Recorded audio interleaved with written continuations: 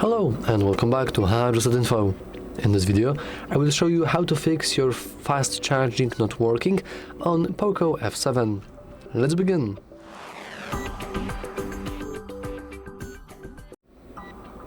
And in order to fix your fast charging not working, all you want to do is simply go into settings, head into battery, now into charging options, and here you have wired charging mode. You want to switch it from standard to top speed to make sure that you have fast charging enabled.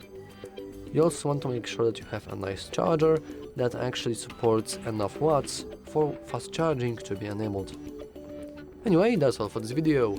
If you found it useful, remember to like and subscribe. Thanks for watching.